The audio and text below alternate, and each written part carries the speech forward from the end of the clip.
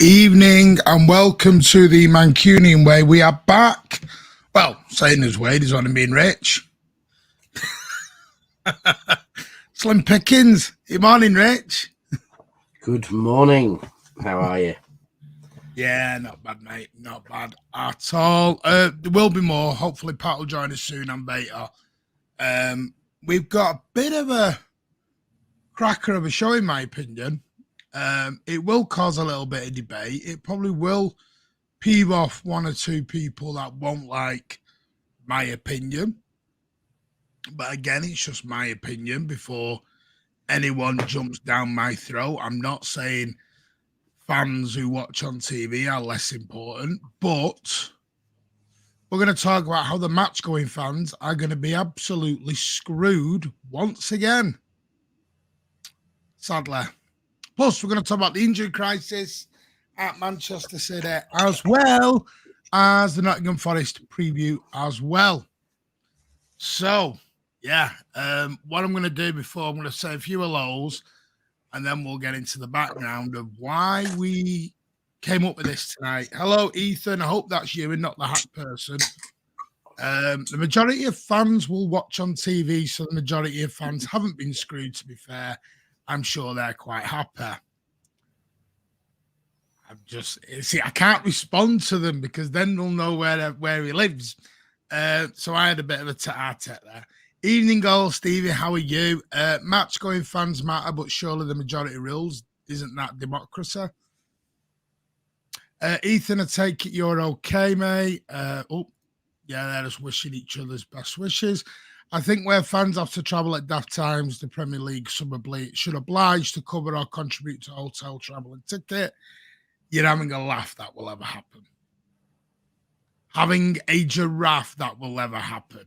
Took us years to get him down to the 30 quid ticket. Hello, fellow treble winners. Hello, Julia. How are you? Missed the last live stream, problems with Sky Internet. Yeah, I hope that might have been. But we'll see. We'll see.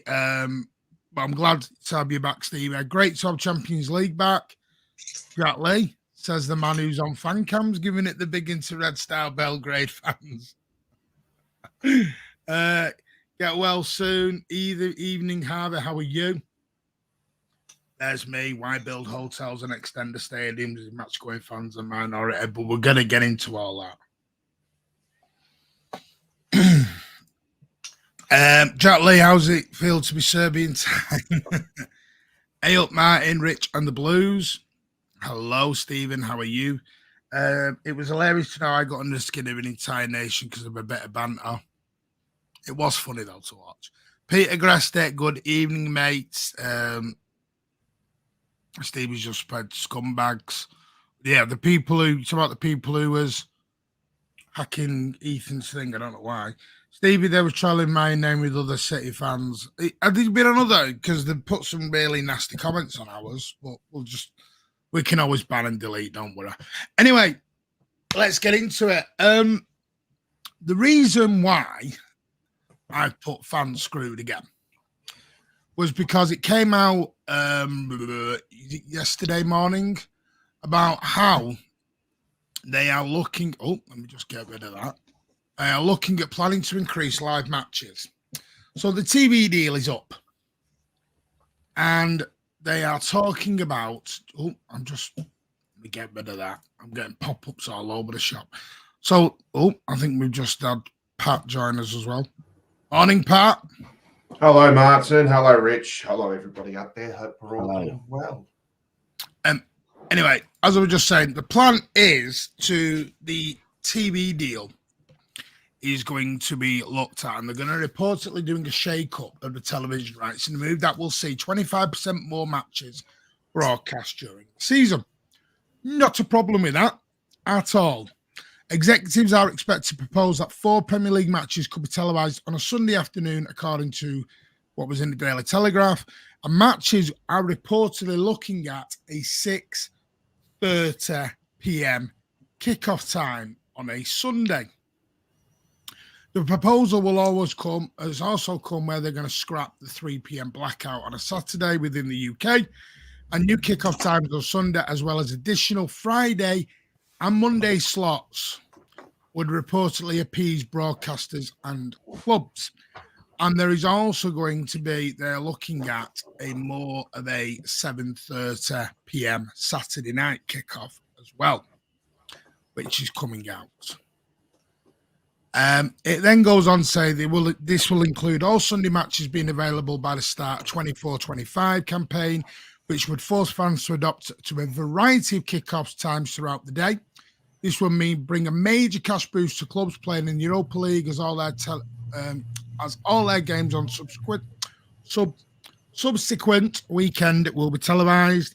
This would net them around £1 million per match in the Premier League, and opposition to the changes could come from supporters, starting with Manchester City, who started this with the Community Shield this season.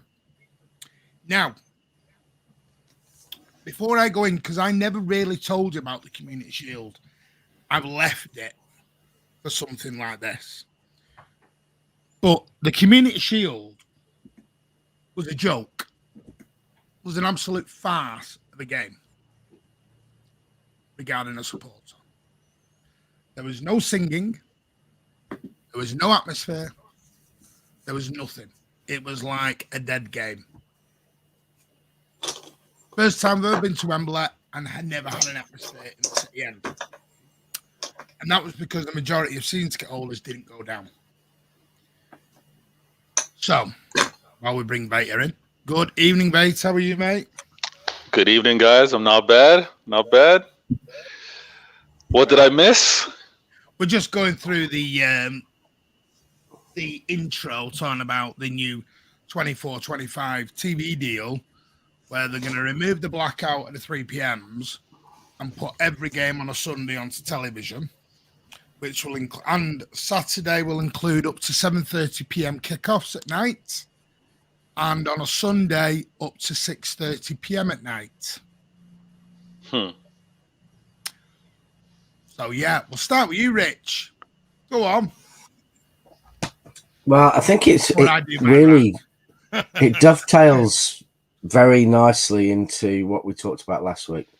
You know, we talked, at length last week about more and more football, more and more salaries for the players, and the media, the game needing more and more games, media needing more and more views to just keep, this whole thing going. And I think, sadly, this is the result of more football, more salaries, is kickoffs going at different times. Now, there's obviously I've different opinions on different times that you said. For example, I went to the Spurs away a few years ago, which was Saturday night, 7:30 or 8 o'clock.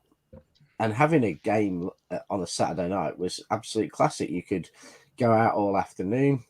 We travel around various parts of London, and then, go to the game at 8 o'clock, having had a full day with your mates. It was great. But the same on Sunday is a world apart, because the same on, Sunday, you're not having a lie-in the next day.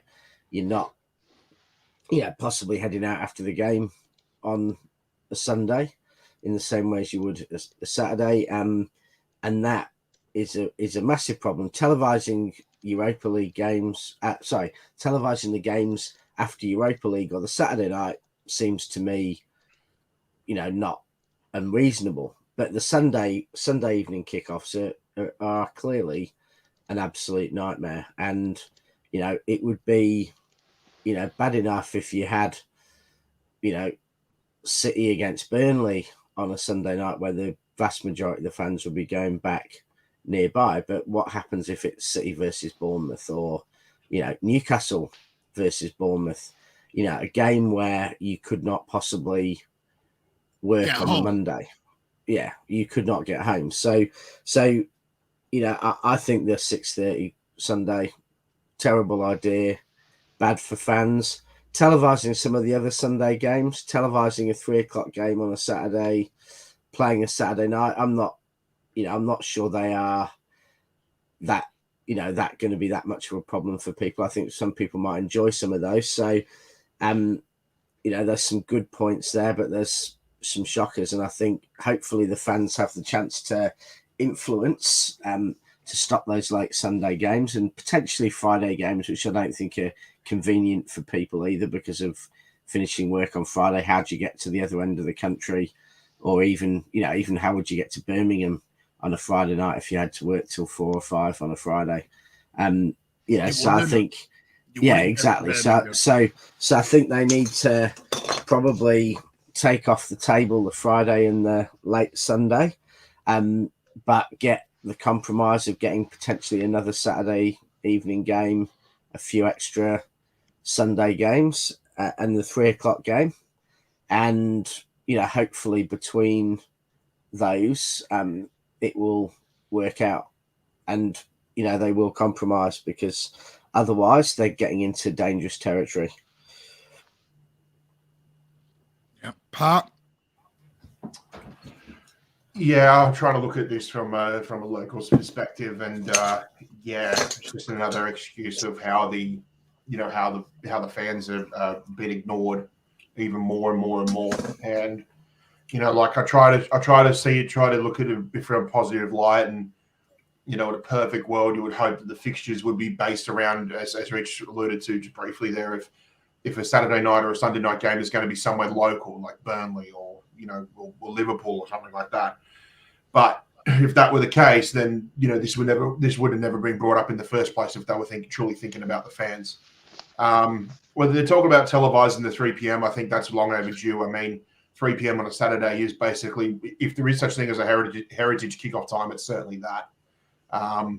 So I think that's long overdue. I mean, Rich, we were probably too young, but I remember when they used to have the Test cricket out here in Sydney. They would actually black out the broadcasting until about 3 or 4 p.m. because it was more to encourage people to actually go out and get tickets and go to the game. Yeah, itself. They did that when I first moved here for maybe the first Ashes. Yeah. Yeah. That was back when a slightly more famous Richie was still at the microphone. Yeah, look, from my perspective, going over there, it's certainly not going to be an issue. You can always find. I've got plenty of flexibility when it comes to traveling, and if anything, maybe it offers a little bit different for viewing, for watching games and things like that. But as soon as you take your sort of tourist hat or your traveling hat off and things like that, and you realize that people have got to trek many, many miles to get back and recover in time for work and things like that, it just does not work. And it's another example of where the fan has been completely ignored. And to be honest too, you could almost put the traveling fan in terms of like the international fan in perspective here too, because a lot of these fixtures sometimes only get adjusted about 4, 5, 6 weeks prior to the match actually being played. A lot of these people traveling have these plans made 4, 5, 6 months prior to when they even leave, prior to when they even depart their home country. So for them, it's not going to be easy either. But again, it's like from an international's perspective, look, it is what it is. There's still going to be the logistics of booking everything and planning everything and stuff like that. But when you take a step back and you look at those who have to travel every time, whether it be a 4 or 5 hour drive in the car or organising a bus with your local supporters club, over there in Manchester and things like that. It's just getting more and more difficult by the day. We're just squeezing the life out of people. Sooner or later, it's just going to end up. And I hate to say this, but I just feel like it's something's only going to happen when something bad happens, and I don't know. It's a bit of a messy sort of one, and again, it just shows that they're more about the armchair than the fresh air when it comes to these sort of things. I'm just starting certain comments to come back to them. So if anyone's asking me questions, I will come back to them. Beta, now obviously, I don't know if you read up any of it on what the new TV deal proposing and everything else. No, I'm not fully caught up on it, but I will say this. These these new plans, these new agreements, these new contracts aren't designed in a bubble. They clearly have some data that shows they're going to get their money's worth, even with these changes in scheduling and time of day. And I know that it's gonna be difficult for many fans. Again, the match going fans that are obviously planning around attending, that's where it becomes extremely difficult, like Rich and Pat just said. But unfortunately, I think these bean counters know that we're going to show up anyways. They know that as difficult as it's going to be, whether it's going to be old school fans or new school fans, they're going to show up to these designated times. And it's a hard pill to swallow because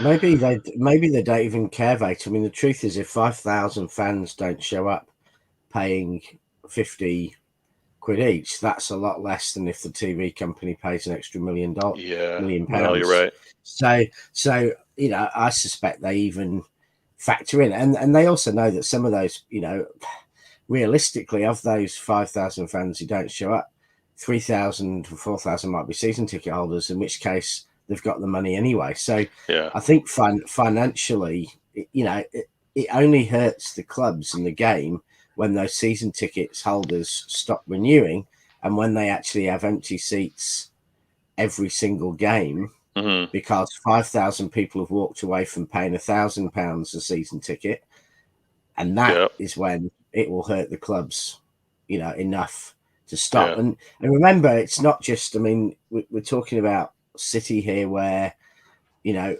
ultimately, and, you know, for most of us don't appreciate this, but, you know, some do, but ultimately, if City don't, you know, playing on a Sunday night, there might be, you know, 1,000, 2,000 tourists to pay for those tickets to fill that gap. But what about Bournemouth? You know, what about, you know, other clubs? What happens if it's Bournemouth, Newcastle, and Bournemouth has, I was about to say that, Rich. no away fans, and Bournemouth lose 2,000 fans? You know, those things become a lot more significant. Yeah. You know, they don't have 300 million coming in from, you know, Europe, you know, Europe and the Premier League in the same way that, say, City do. So it affects most of those clubs worse than it would affect us. Well, that's what I was about to say. You know, if you look at everything. When we had the pandemic, because we're not allowed to use certain words. Now, I know numbers are a bit down at the minute. I'm presuming that's because there's live football still going on. So I'm presuming after 10, the numbers will go up. But if you can share it around social media, whoever's on, that'd be great. Thank you. I think during the pandemic, it showed to some clubs the gate receipt money is not as important as others. I think that only applies to so many clubs, even in the Premier League. I think you just said there, Rich, when you're talking a Bournemouth, Sheffield United, a Burnley even, they still do need their gate receipt money. They were still all asking for government loans, and they needed them during that time. The likes of City, Tottenham and all them didn't, because they were already in the Champions League and all. But there's clubs that haven't got that money to fall back on. You know, to me, this is trying to separate this top echelon from everyone else. Because, for example, let's look at a Luton Town. Luton Town are not going to be able to survive with a half-empty stadium. It will not help them. Because Luton Town have got promoted. For example, Luton Town are hoping to stay in the Premier League, but their actual goal was to get promoted, get all that money in to rebuild the stadium, rebuild developments, because they can now go ahead with their brand new stadium they're looking at building. This is what the whole plan was for Luton. There was a bigger goal to a Luton Town than just coming in, finishing fourth bottom, and away we went. This is why they're not that bothered, the fan base, if they get relegated, because it was never about coming in and doing that. It was a longer term goal. And this is my problem here, is if the UK had a very good transport system, I'm kind of all right with it. not all right with it, but I'd be like, do you know what? We can get everyone home. Mm. Newcastle Yeah, United like lost to Brighton on a Sunday. Yeah. They ain't not getting home because all trains stop at 10:30, 10 o'clock on a Sunday. That's if they're not having a strike. There ain't no buses travelling back at that time either up to Newcastle. So they're going to be forced into buying hotels, which means then a day off work, which then means losing wages.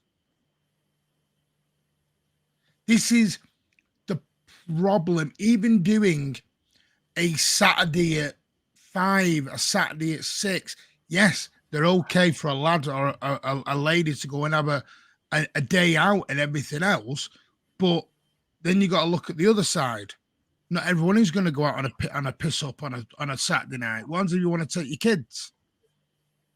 Also, another thing you got to look at: we're building the cooperative arena, or there is a cooperative arena going on. How are they going to work that one out? Because they promised us there's not going to be a dual interaction between a concert and a football match. But I'm telling you now, as long as I've got hair on my head, which might not be for much longer, but I'm telling you now, there will be that link at some point where there is a concert and there is a match. And then they're going to be screwed. Yeah. Royally screwed. I won't be getting imagine, back 1 a.m. Martin, you might get beaten up by a bunch of Swifties. That could be, coming out of a Harry Styles concert. Yeah, I mean, All coming out of Harry Styles. And the problem, the other problem is that, you think, right, well, could you put a rule saying, well, you can't have a Sunday night game between teams that are more than 30 miles apart or 50 miles apart? So you couldn't stop give that a travel. monkeys about But that. the police wouldn't do that because they don't want the teams who are 30 miles apart drinking all day and then playing in the evening. So you won't get, they'll want games that aren't, local derbies or even, a Manchester against Liverpool, type game, United, Everton, City, Liverpool or something. They won't want those games late on a Sunday because they know that people will be drinking all day. So, they are going to want games like Newcastle, Bournemouth, and therefore you're going to, it is going to become terrible. I mean, to be honest with you, I'm not sure that for Newcastle, Bournemouth, 4 o'clock on a Sunday probably works either. I mean, I guess by car, it allows someone to possibly get home by, 1 o'clock in the morning or something. But even today, some of those games are hard for fans. But I think the game's going to have to look at itself and it's going to have to compromise. They're going to have to give some things away.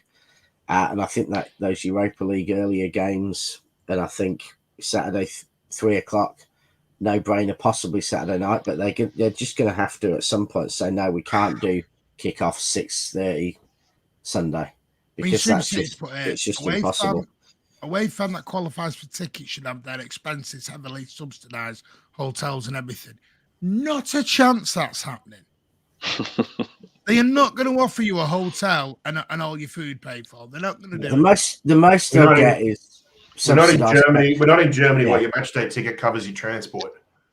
And I mean, and when I say transport, I mean like you're staying in Dusseldorf for a game that's in Dortmund, which is what's the equivalent in the UK of that, Rich? That's like going from Manchester to probably Luton, actually. By the way, can we just take this? In terms of distance, one thing I do want to do, can we take this UK thing away? Because I don't know if anyone knows any Newcastle fans who went out to Milan on Tuesday night. They got royally shafted coming back. Did anyone hear what they did? I mean, I heard about what happened to the one fan, but I didn't. Obviously the fan who got stabbed, and I hope the fans coming out. They have a metro link that takes them from the San Siro to the town centre. That's right, yeah. Guess what they did coming out the San Siro at the end of the game? Turn the metro link off. They had to walk all the way back from the San Siro to the town centre, an hour and a half. Wow. And do you know why they did it? Because by the time they got there, all the bars had closed. Wow. You're not stupid. Go to... I mean, I know what this is different. This is UEFA, but we're talking about football in general. The Champions League final in Turkey was an absolute farce. Young lads Don't get me 12, started. 9, 8 young girls having to go to a toilet in a bottle because the bus driver wouldn't pull over. You know, no water bottles, no nothing. Gravel road or in the Man, morning. people with disabilities being forced to walk the last couple of miles so because the bus driver just didn't feel like driving the rest of the way. Let's not look at this as a And that's just the true. UK. That's actual fact. That's an actual story. Fans don't care no matter around the world now. They just don't care about fans. And I get it because they can make more money. And I'm going to be careful I word this because they can make more money over someone in their armchair. I understand that. I get that in their essence. More eyes on the product. But here's my thing. Why is City extending the stadium up to 60,000? Why are they building a 5-star hotel? Why are they doing all that if match-going fans don't care?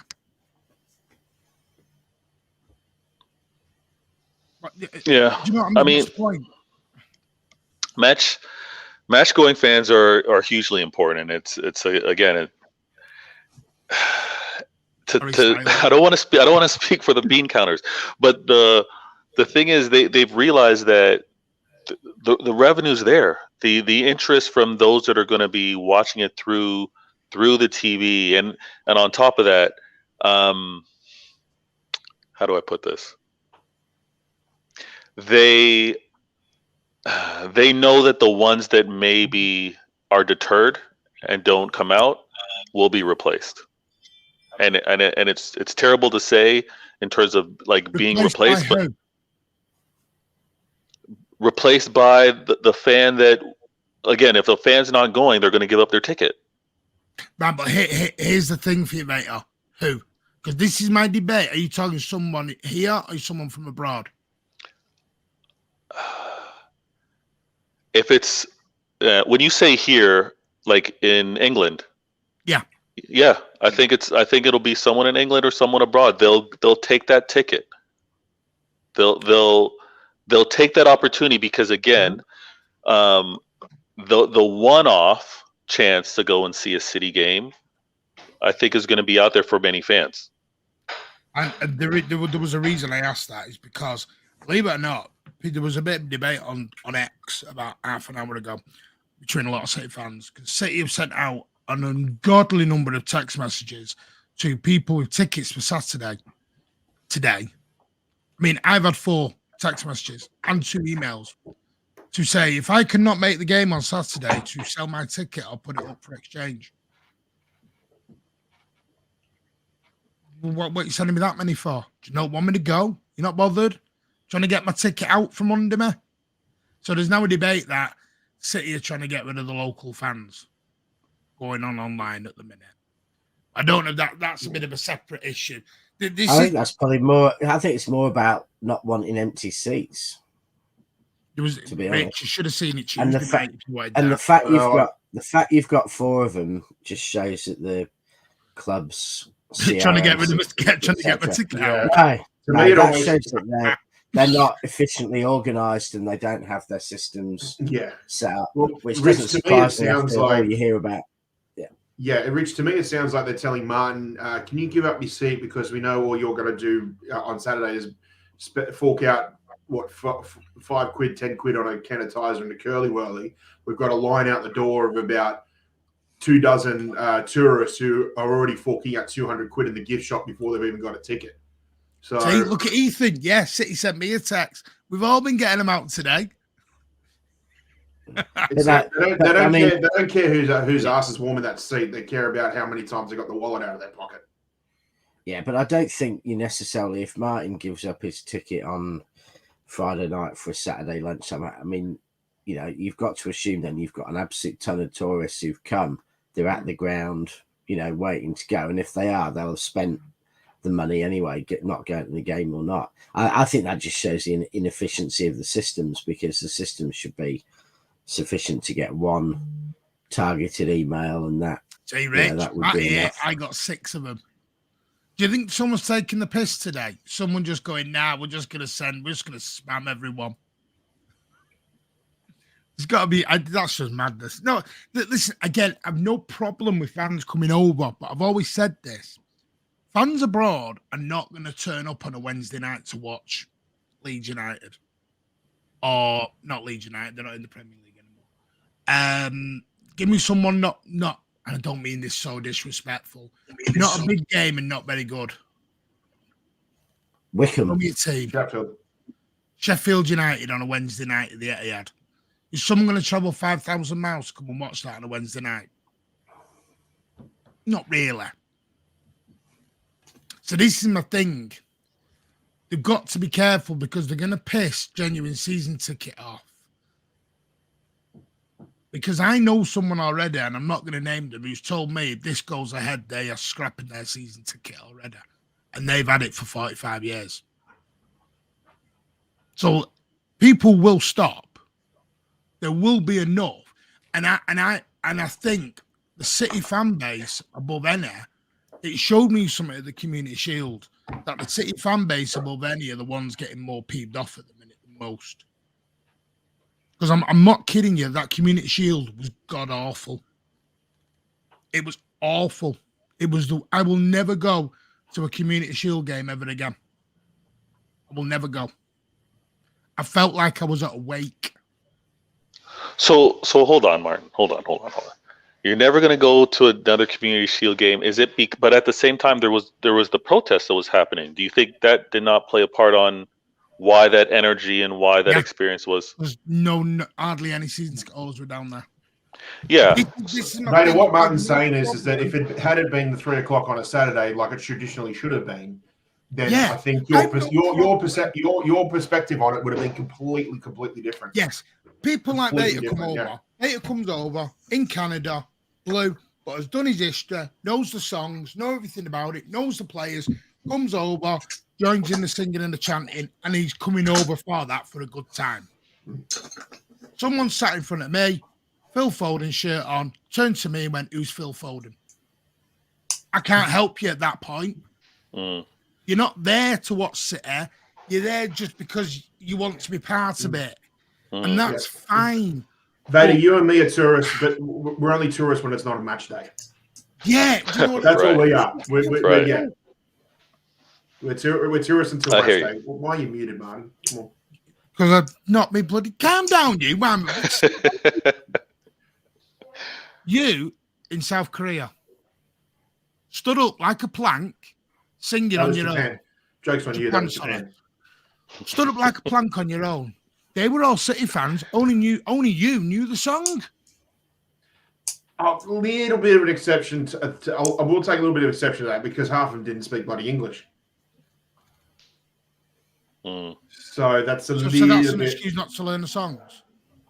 No, Yeah, how many it's how many excuse not to songs learn do you know? English. You know what I mean? Like, how many Japanese I songs get do what you know? I get Martin? what you're saying. I get I'm what you're not choosing saying, a Jap- Martin. I'm But not choosing a even Japanese if I'd gone support to the me. liberty to print out, 500 and I gave them to everybody in English, half of them still wouldn't understand it because the Japanese are very proud people who, to be honest, their country was closed off from the rest of the world up until about early in the 19th century.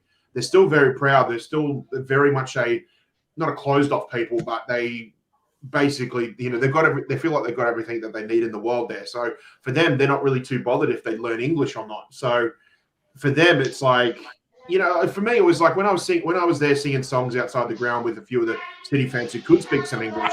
They didn't sing exactly the clearest, songs and lyrics and that sort of thing. No, but every time I finished singing something, there'd always be a fan who couldn't speak a word of English who would just come up and go, photo.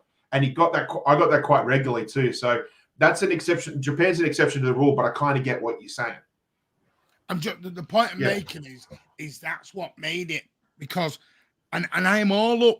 Listen, everyone around the world, I have told, everyone knows this. I love all blues around the world. But this is why I've said, learn the heritage, learn the history, learn everything. Because when you go to a game, don't stand there like a lost puppy and you've not got a clue. And you look like, this is my issue. It's English football, and I'm very passionate on this. I don't know if you've ever noticed.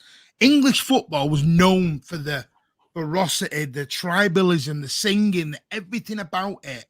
We were the idiots that would stand there in the pitch down rain, cheering and everything else. Yeah. But we used to pay 20, 30 quid, and yeah, that's a lot of money to some people. In America, for example, they sit, which I know in some parts they don't, some they don't, but they all sit generally together, don't they, Beta? There's not really a home and away sort of vibe to it. For the most part, yeah. And you're paying about how much a ticket? $500-$600? Yep. Nowadays, it seems like you're being extorted, but yeah. That's my fear. Is that where we're going to go eventually? Are we going to lose the English league uniqueness? That potential is always there because, again, with every year, there's how much. So, but I think like you, right? Like you, Pat, Rich, and obviously the match going fans. For those that are passionate, I think you hold on to it and it doesn't go away. There's I've said this before, whether it's been on your show or others, but the allure from us abroad fans, right? Not someone that's from England, they've traveled out, but just enjoy the sport or got connected through the sport. However, a large part is because of that ingrown passion and genuine authenticity of English football.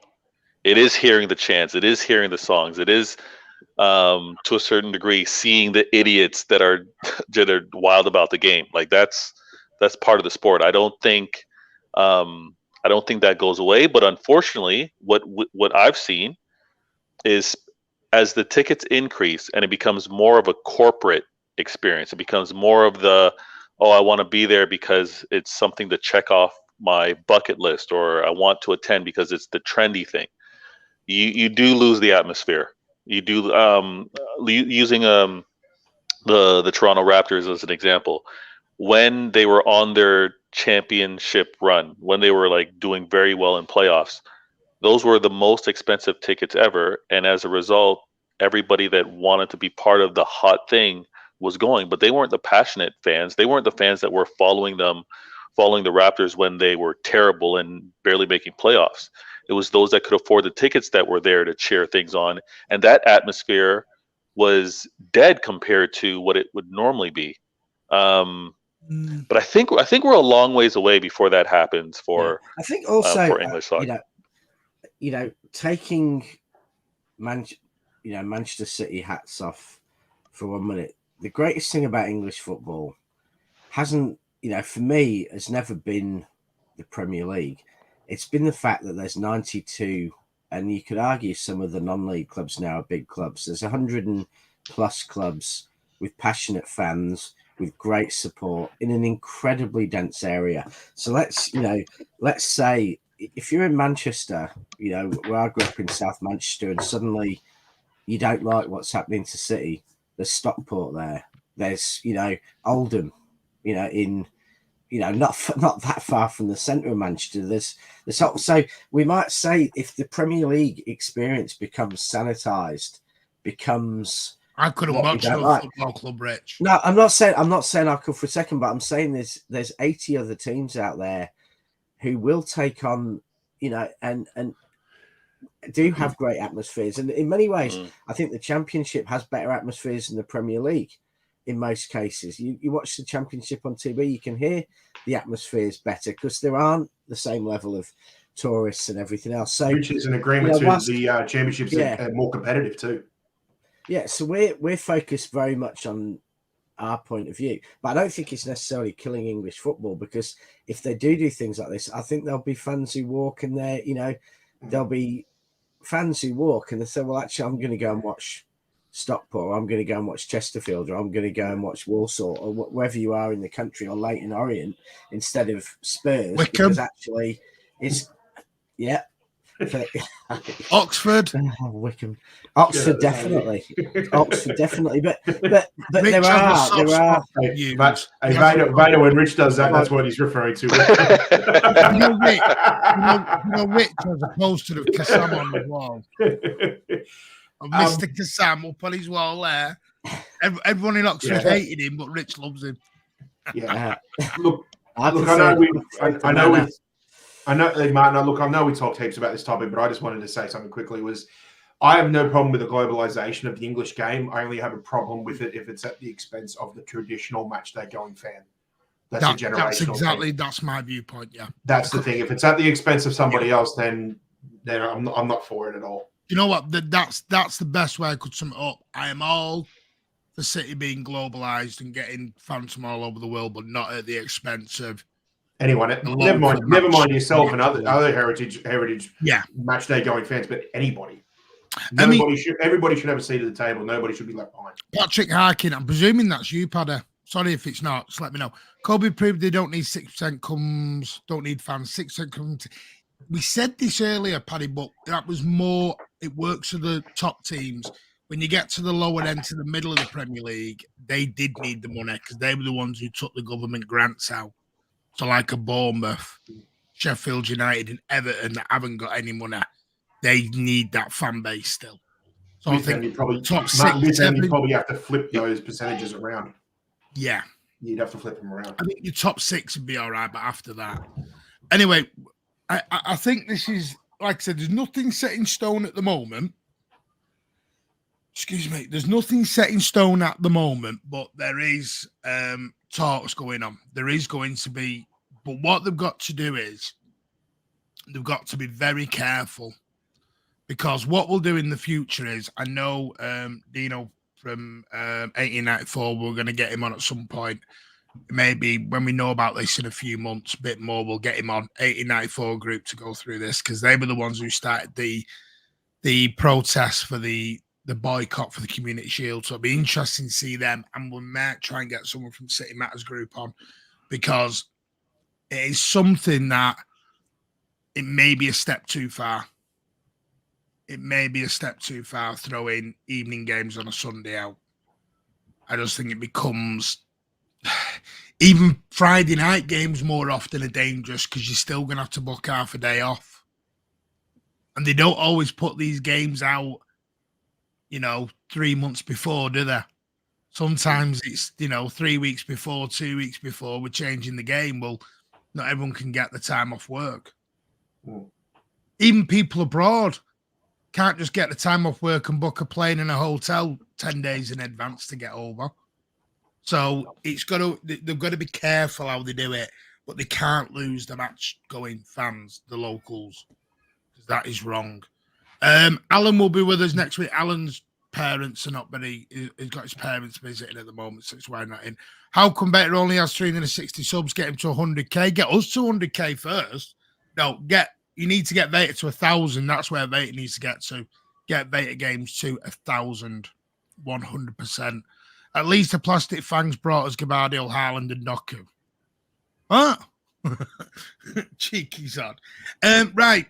We're going to park that for now. There was loads of comments about it, and I will come back to them all as well. But we're going to move on to the next topic, which is topic 2 of injuries. Now, Manchester City at the moment, everyone thinks it's going very unnoticed because we're doing so well. And I blame Rich for this. I really do blame Rich for this. I'm going to be straight with you right now. Mr. Williams up there in the top right, as you are looking, has caused all this. Because this is the man, in our opening pre-season review, was talking about how we got away with injuries all last season and we were all right and we might get injuries this year. 2 weeks later, we've got... He's on mute. He's praising me, so he's gone on mute. So a third of the squad's out in because what is selective muting. Done out. Yeah. Right, anyway, so have selective muting. But I did do some research. Again, we do some research on this show. The injury list is highest it's ever been in the Premier League currently. Now, I'm just going to give you a little bit of an example. But the EPA table for Premier League injuries, Bournemouth have 4, Arsenal only have 3, Villa have 5, Brentford have 7 players out injured, Brighton 3, Burnley 5, Chelsea have 12 players out injured at the moment, Palace 7, Everton 4, Fulham only have 3, Liverpool only have 2. That's a bit dodgy. United have 11 players out injured at the moment. We have 5. Luton have 4. Sheffield United have 9 players out at the moment. Tottenham have 7 players out at the moment. So, which then brings into a number of questions, because we've all got this. Well, we've only got, now people tell us we've got a 20-man squad. We're all right. 3 of those go, is it 3 or 4? Is it 3 or 4? 4 are goalies. 4 are goalies. Is it a 22-man squad, 4 are goalies? Yeah, there's only 3 on the club. Technically 4, but I mean the 4th one is. Yeah. Are you not including Carson? You tight little sod. Yeah. No. Are you saying the 4th one's Zach Steffen? Because Zach Steffen is still technically. No, he's in the squad. Yeah, but he's in America. He is, but he isn't. Yeah. He's still in our Premier League squad, Rich. Yeah. Listen, they released the club, the photo today, the team photo, and there's 25 players and 3 of them are goalkeepers. But that will include the youngsters. That includes Bob, Oscar Lewis, Calvin Phillips. Yeah.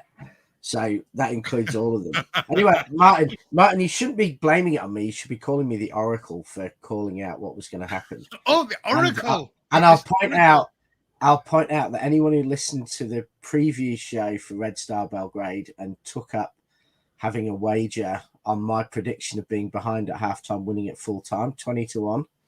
Yeah, you should all listen. But no, I think it's inevitable. I think last season we were, we've got a really good team in the medical team. And I think we also are pretty careful. The KDB pulling the first game of the season, etc. We're pretty careful at not playing players injured. We let players get properly fit. So I think we play our part in it. But I think it's also luck, because a lot of injuries, ACLs and various things like that, broken legs can be purely the result of what a bad landing or what an opposition player does. And so I think it is a problem for us. That said, it will have, there are potential benefits to it if we get through without dropping points, and that's enabled Doku, Nunes and Gomez, etc., to get good Premier League time and actually build into proper first team players at City. Then what? Gomez good Premier League time. Yeah, as in Gomez, if these injuries allow some of the youngsters to get, or the more peripheral players to get Premier League time and do well, we then end up in a stronger position later in the season where far more players in the squad are really primed for big games. So, it's a negative, but the reason we have players like, Gomez, the reason we signed Nunes and, other players is for them to get game, and they're now getting that game time. And they're getting forced to be integrated at a time of the year when it actually matters less. So there are some positive elements to it as well, not just negative elements. And I actually think De Bruyne will benefit in the next 2 seasons from having an enforced long time off, because I think De Bruyne's biggest problem has been he hasn't had a proper break for probably 10 years. And I think that, a serious 6-month injury break might prolong his career in the Premier League by 12 months if he rehabilitates properly, because, we can all see De Bruyne the last few years has been getting closer and closer to the edge of, a serious bit of time out, because he just gets injured, he comes back, he gets injured, he comes back. Summer comes, he goes and plays in a tournament, and the lad has not had a break. And now it's forced on him. So, is Alec Johnson on the same keyboard as his son? They're both in capitals now. They're shouting at each other. Our injury record is awful, says Scotty Moll. It seems to have got worse when our head guy joined Liverpool. Aki's injury record was non-existent until he joined us. He was injured as soon as he joined. Yeah. But Super City goes the other way. He says Pepper's always rested and phased players in. Yeah. To be honest, you can, when we're saying it's awful, Martin's just read out the Premier League injuries, and we're nowhere near the top of that table, and that's in probably our worst injury crisis since the season Liverpool won the league. I mean, our injury record, phenomenal last season. I'd say one of the best seasons by a top club in Europe in our lifetime. John Stones, by the way, is 100% injured. I know that he's definitely injured. So was Grealish. Grealish was injured earlier on in the season.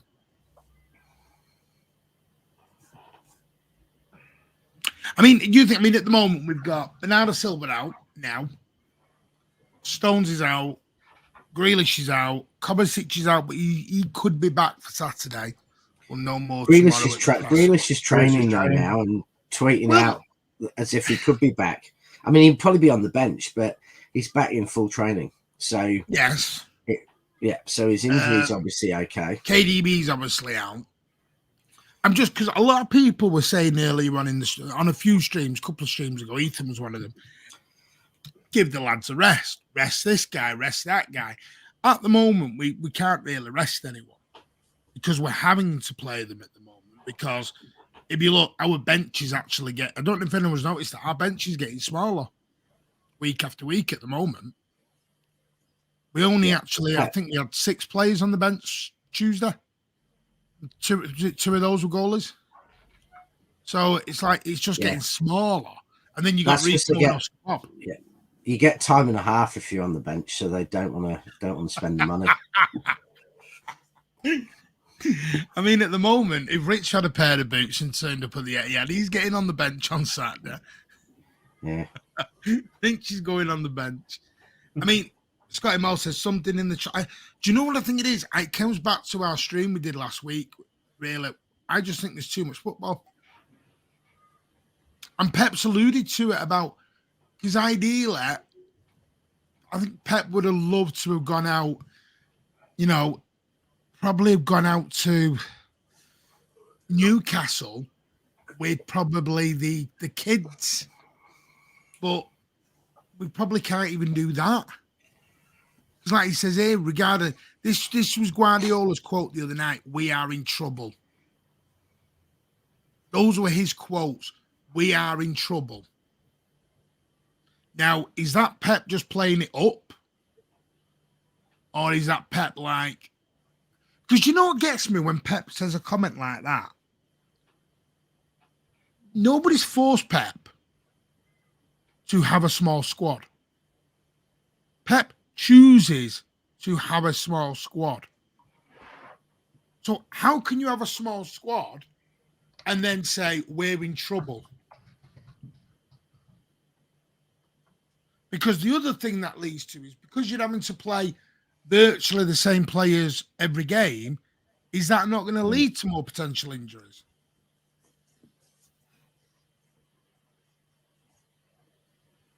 Anybody? Everyone, 2 have gone off screen. Well, Rich has gone silent to his phone. I think it's another. You will get more injuries because injuries. Apart from that luck element, injuries are most related to lack of fitness, playing when injured, or fatigue. And especially if you play games within 72 hours, your increase of injury goes up dramatically. So I think that's the biggest danger for City is, I think we can still play a really good 11 at the moment, and, playing once a week, or for some of them playing twice a week is not that big a deal. But what it does do is it risks injuries happening to other players, so, it increases the chance of a Haaland. Well, but I reckon Bernardo Bernardo must have played that game with something, because the comments afterwards suggested that, maybe he knew there was slight niggle before the game. So and that it was kind of known about. So possibly, but at the end of the day, you know, at some point we'll just start Calvin Phillips, and you know, by the way, Jack start Grealish, Oscar Bob. You know, let me throw this at you. It depends when you say you think Jack Grealish is fine. Jack Grealish's training is he match ready? Very big difference. I'm not sure when Pep he'll says be on the bench, I reckon. You know, when Pep says this 7 to 10 days, does he mean 7 to 10 days to match fitness? I'm not sure he does sometimes. Pep normally says something that's normally City players come back quicker than we're saying. So to me, maybe he's saying Jack Grealish is 7 to 10 days away from being where he wants him to be, but he could stay on the bench. Johnson's spot on. Palmer should have stayed. He'd have got. No, he would have done. He would have started. He would have started over Doku against Fulham. Yeah, he'd have started against Fulham if he'd have stayed. Crazy. Martin, Rich, Pat, I need to apologize. This time of day for me is 5:30. My fifth grader is needing my assistance with homework, so I need to go help my little girl. Yeah. If you need to go, mate, don't worry. Yeah, I'll hope to join back, but I want to give you the heads up. Thank you, guys. No worries, mate. You be safe. Okay. You see, the funny thing is, you mentioned that about Doku and Nunes. It is very unlike Pep just to throw new players straight in, game after game after game after game. And he talked about that last week in his presser. He said, I like to ease them in. I don't like just to throw them straight in. So, make a good point. I'm not sure if Doku and Nunes would have got the game time they probably would have got had everyone been fit. Because I think he'd have liked to ease them in a bit more than just, go. And that'll make us stronger later in the season. Of course it will. I'm not saying, it's not a bad thing. We won 7 out of 7. It's amazing. I'm just saying is that Pep said, when you get to Newcastle next week, something's got to give. The problem is we don't have an EDS team anymore. So you can't even go up there with kids next week. You can play the under-18s. They can play 5 or 6 of the under-18s if they want. Because you know why? Jack Grealish will need game time. John Stones will need game time. Calvin Phillips needs game time. Well, yeah, but if we do that, then that's helping the fitness. That's not, if we use it to get players fit, then that's a help for us. You're not going to. Alvarez or Haaland will play next Wednesday. Now I think Oscar Bob false 9. If there was too much football, I think that just like I said, Alec, that's on type of games. It's not when we say lack of football, it's it's the type of games they're missing out on. Martin, there's one reason why I reckon we will play the under-18s, because if we get to the quarterfinals, we have to play the under-18s, because every one of those 25 people in our club photo, are we allowed to play under-18s in the Carabao? Yeah, because we're going to have to in the quarterfinals. Are we allowed without getting fined? Well, the fines are that small that it won't make. It won't like bollocks to it. Yeah. Well, no, the fine is not going to impact City. The downer about having to do it is not winning the Carabao Cup. But if we're going to have to do it in the quarterfinal, we can't take a punt that we're going to be lucky and have Exeter in the quarterfinals, because they're probably out already, but they've sneaked through, or we get Bristol City again. The chances are in the quarterfinal we'll have a decent Premier League team, and we're going to have to play our under-18s. And if we're going to have to play our under-18s, then we need to play them in every round beforehand. So, in all honesty, I think City, bring out the next generation against Newcastle, apart from if we want Grealish or Staines or anyone getting match fit, because that helps us, in which case fully accept a few of those players and the team will be good. But I think we have to accept they're all going to be out for their quarter. So let's at least give them 2 games beforehand if we win. And if we lose, our under-18s will have the experience of playing a decent Newcastle side. And, I need to check That is Can what you it is. play? Just can you play under 18s full team? Yeah, look, Rich, even Go to be on honest, YouTube, it's the AFL. Even if they were going to dish out a fine, it wouldn't be much anyway. I mean, God, winning the Carabao Cup, the prize money alone is only about 250. Yeah, £300,000. it'd be three. Not even It'd be week's salary for KDB. Yeah, it'll be 3 shillings and 6 pence. Yeah. You know, What is the fine for not tickets? playing. No, All the right, fine for not playing. Yeah, cost me team. 40 quid for tickets up there next week. Yeah, the ticket prices aren't the same as they were when you were a kid, Martin. Back when you were watching Billy Meredith. I'm not saying they would be. I'm not saying they should be.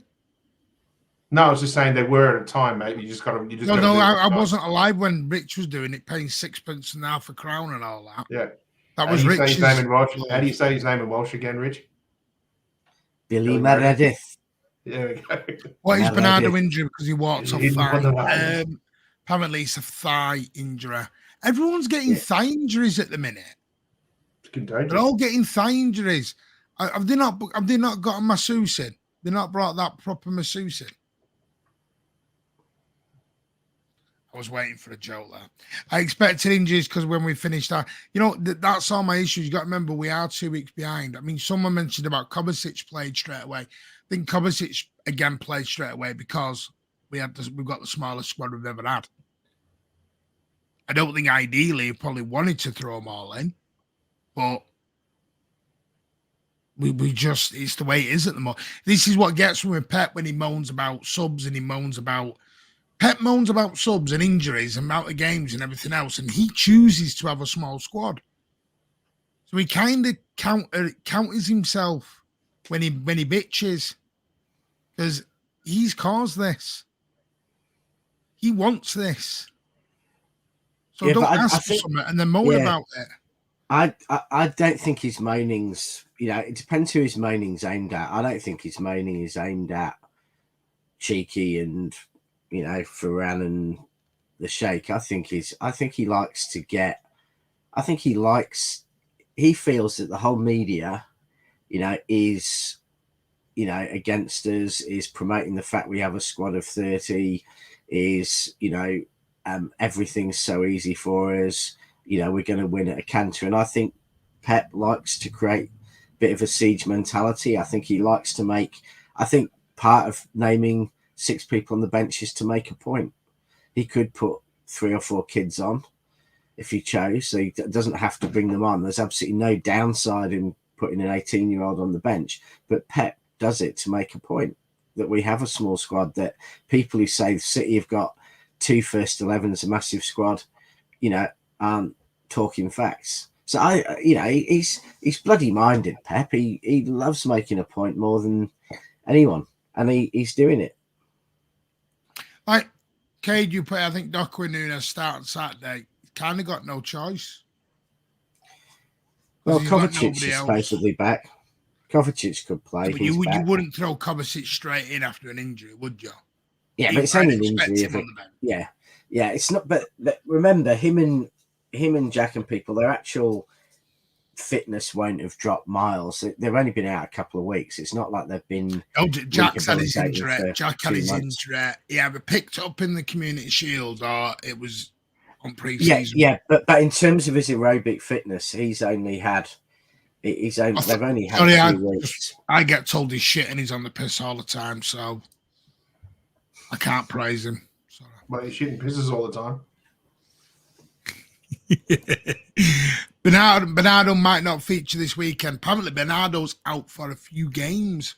Pep's words, a few games. Yeah, but I don't know. Does he mean few games? Is in not a lot of games, or a few games is in a lot of games? I got the impression he meant he was talking a week or 2. Like, it's not. Well, no. He told everyone Grealish was out for 7 to 10 days, and then Grealish rolled back into training. I heard conflicting reports that they reckon Bernardo may not be as bad as what they first thought. Like he could be back for next week's fixtures. Play the youth. Bernardo obviously, yeah. Bernardo play some youth against Newcastle, but not a lot. Nope.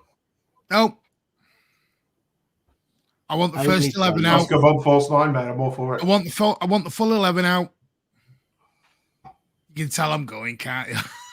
I'm not going up there to watch the under 18s. I want Calvin Phillips and 10, 18-year-olds. Calvin Phillips. Ortega.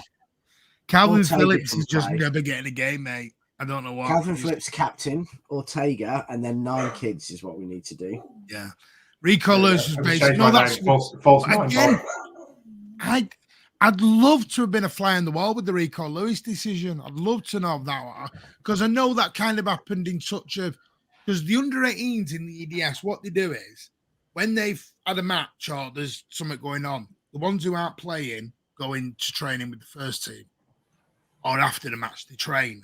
And this is where that's where Pep noticed Rico because they went training with the first team in a match and he noticed Rico in there. And that's where Rico got the nod.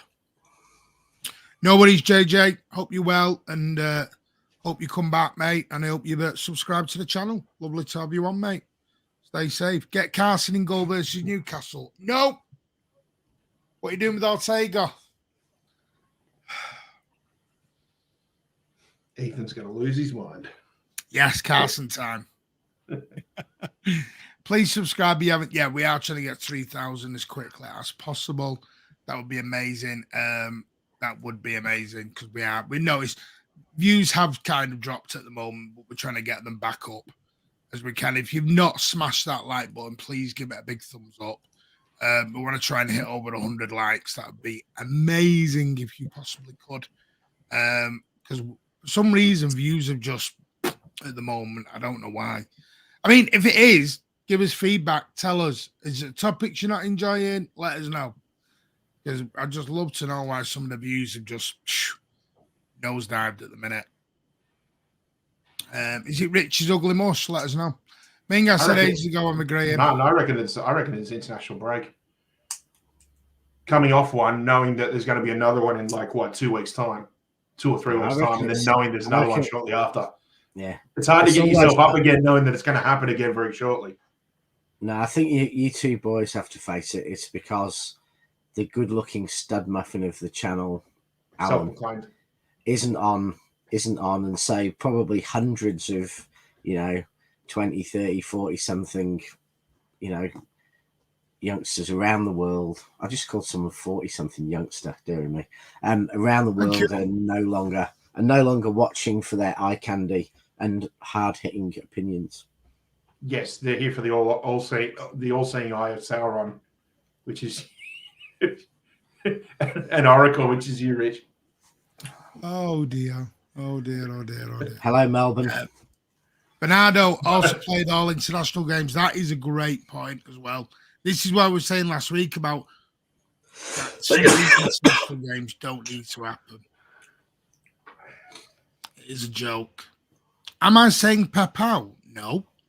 Where have you got that from? Where have you got Martin said Pep out? I've never ever said Pep out. Doesn't Pep rotate often? He generally does his rotation at the start of the season. And then when we get to the business end, he tends to get a bit more, there's my main 11. But he can't even rotate at the moment because we haven't really got anyone to rotate. Well, yeah. We haven't, Rich. Don't got him. Yeah, we haven't. No. I think, Rico could have certainly played a few more games in the start of the season. And if he did, that would have given, potentially, Walker or one of the other centre-backs more time. Potentially Rico could play in midfield, I think. So I think, we can ultimately, and we're going to against Newcastle, I hope, give Phillips a game because he actually played well for England against, I don't think he's trusted, mate. But I don't think there's anything to lose in the game against Newcastle on that. Rich, looking at this, let's look at the bench on Tuesday. Calvin Phillips, not getting in our first 11 at the moment. No chance in hell. Doku, yes. Ortega, no backup goalie. Gavardiol, yes. Kanja, possibly, but they're both defenders. So they're really not going to change a lot in the game. And then you've got Carson, Bob, and Lewis. That's what I'm saying. There's not really a massive... There's nothing there to influence the game other than Doku. Well, to change it. Yeah, there's nothing at all. Except for change, I think... Except changing the change, say Diaz for Gavardiol, for example. No, because I'd say in both, I'd say we've seen in most games this season changing the games by changing where people play. I mean, ultimately, Pep has got so many fluid players up front that he just swaps Doku and Foden between wings, or he swaps Foden and Alvarez. He just swaps players around from what they're doing, where they're playing, because we have outside Haaland and outside, even Rodri, has been kind of sneaking up into a number 8 position and someone slotting back. So Pep's dealing with that, not by making a substitute. And to be fair, Pep is never, Pep's never been much of a one for substitutes. Sorry, I'm just looking at Ethan's comment. Bring Borges back. He's gone, mate. We sold him. Yeah, he's sold. You can't bring him back. He's not on loan. Humongous. 12-30 still available. Alan, is he available? The footballer. Alan. Isco. Yeah. Isco. I think Isco's finally available. No, I think he signed for someone. Did he? David De Gea's available. Yeah, he actually is. Yeah. I'm surprised he's not gone back to United. Yeah, with that clown they've got in there. Yeah, apparently they've in the Premier League they've had 30. Apparently there's been 30. I read somewhere 13 shots on target United have had this season, and they've let 10 in. Yeah.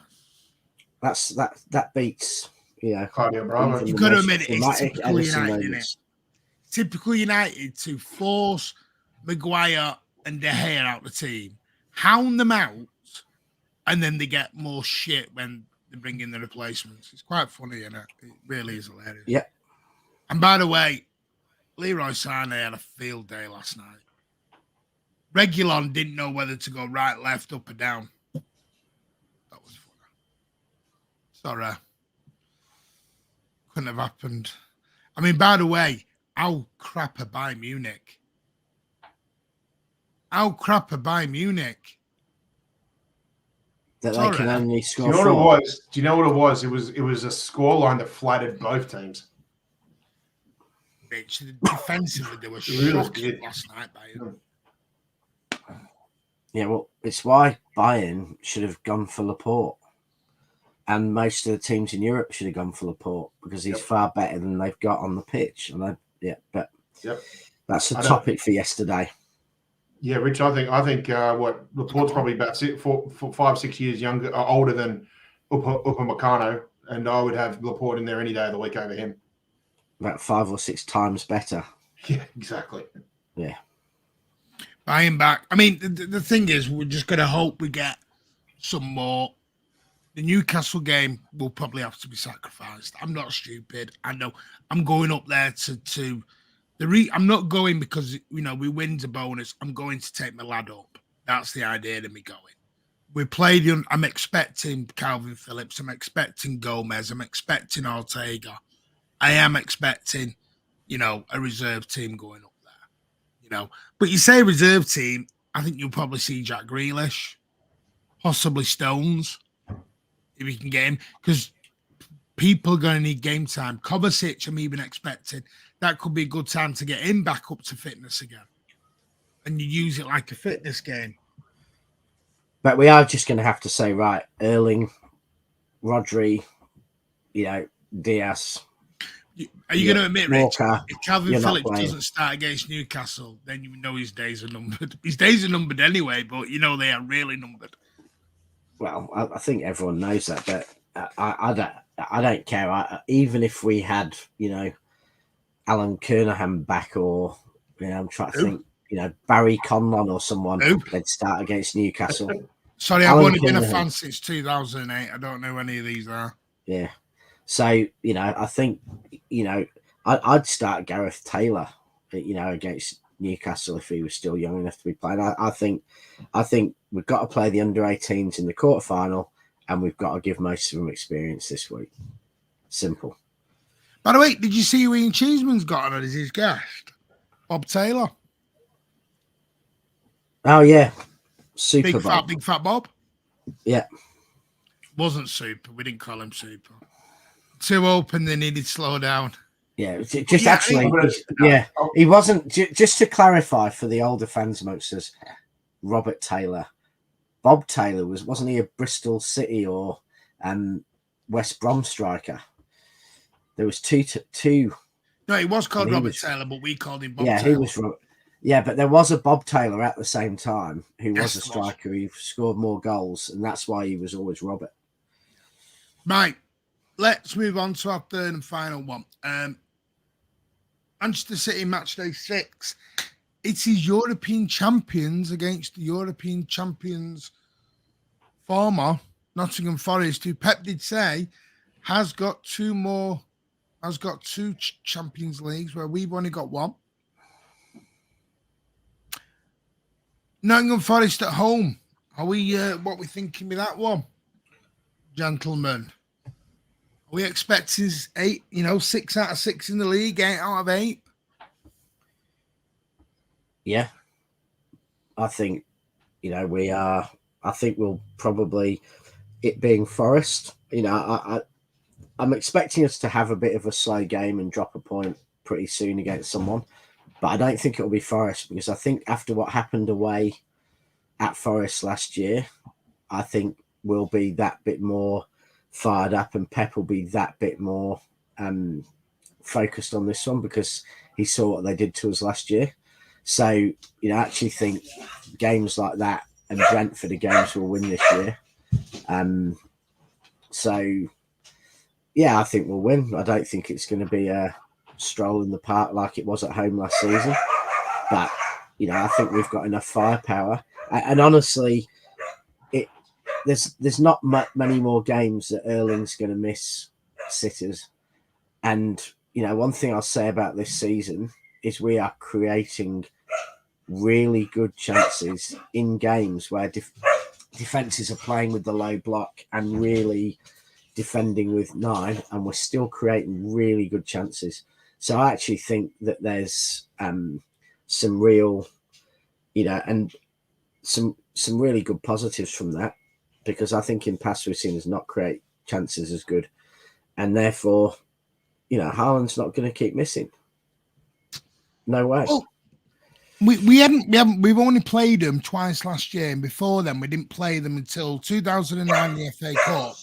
And before that, we haven't played until 2002. So there's not a lot of recent games we can really look upon to look back on. Now, Nottingham Forest have obviously gone out. They were very busy on deadline day. Very, very busy indeed. Where Forest, they're currently 8th in the league on 7 points. They have, and I'll just give you their actual results so far within the league. They got beat just at the Emirates 2-1. They then beat Sheffield United 2-1 at home. They then narrowly got beat at the Swamp 3-2, which all intents and purposes, they probably deserved a draw out of it. They then got beat at home to Burnley within the Carabao Cup. They then went to Chelsea and beat them 1-0.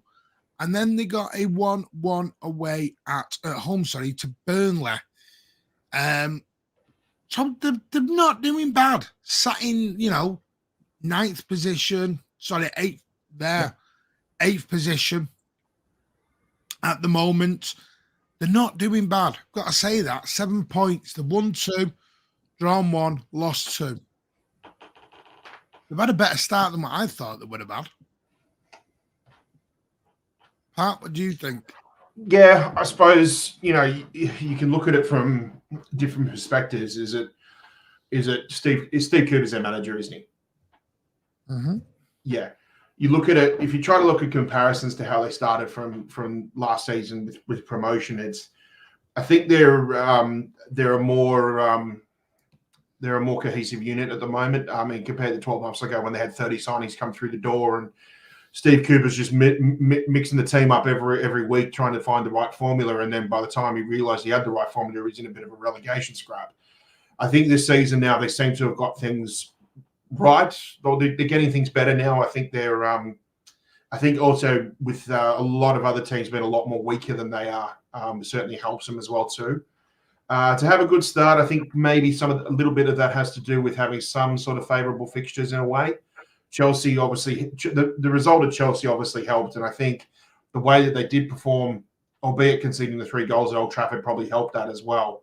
I was fortunate enough to actually see quite a bit of the match they played at home against Burnley, and Burnley did give them a good match actually. So for me, that fills me with a lot of confidence. With them having to make the trip up to the Etihad this weekend, I'm confident. I don't think there'll be any chance of a repeat 6-0 again like we did at home last season. I can't see that happening. But they're obviously without Brennan. Is it Brennan Johnson, who went to Tottenham as well, who I thought was a decent player. But I think if you had a choice between him and Morgan Gibbs-White, I still think Gibbs-White is a better player. So he's always going to be a threat. Always got to be careful. Besides that, excuse my ignorance, but I haven't seen who they've gone and got during the transfer market or who's going to be a big standout for them as well. But they've got a good fan base. They're always vocal on away days as well too, so they'll be up for it. And a 3 o'clock Saturday kickoff. Let's enjoy them while they still last, I suppose. Look, I'm looking forward to this game. I think it'll be a lot of fun. But we'll be if we just go ahead and do the right thing like we've done, I can't see any reason why it can't be 6 out of 6. I am quietly confident, but there's no way I expect another 6-0 again. Forest are a more well-versed team now, and they've righted some wrongs from the mistakes that they made last season. And I can't see them being more. I'll see them being plenty safe for the rest of this season. They have been very clever, actually, I've got to say, with their signings. And I'm just going to go through them now because they have actually let a few go. Like, for example, Jesse Lingard went out the door. They completely went out the door. So he was on what, 115,000 a week? Wasn't he on like 300? I think he was on like 300. I think his basic was 115 and then incentives or something. Yeah. I think it was a little bit different. But they did. Now, obviously, they got Anthony Elanga in from United, which surprised me. United sold him 17.5 million. They got Sangare, which was their biggest signing from defensive CDM from PSV Eindhoven. My God, PSV would have loved him last night. Obviously, they brought in Matt Turner from Arsenal, Nicolas Dominguez from Bologna. They brought Murillo, the centre-back for Corinthians. They brought in Andrew Obamadila, whatever his name is, from Norwich. Sorry, butchered that name. They made the Chris Wood signing permanent with a wry smile from Rich for 17 million quid. I can't believe they bought him for that. 17 million. I don't know. Man, just remember, it wasn't that long ago Newcastle got it from Burnley for 25 million. Yeah, so. I know. I don't know. How does Chris Wood get these prices? I don't know.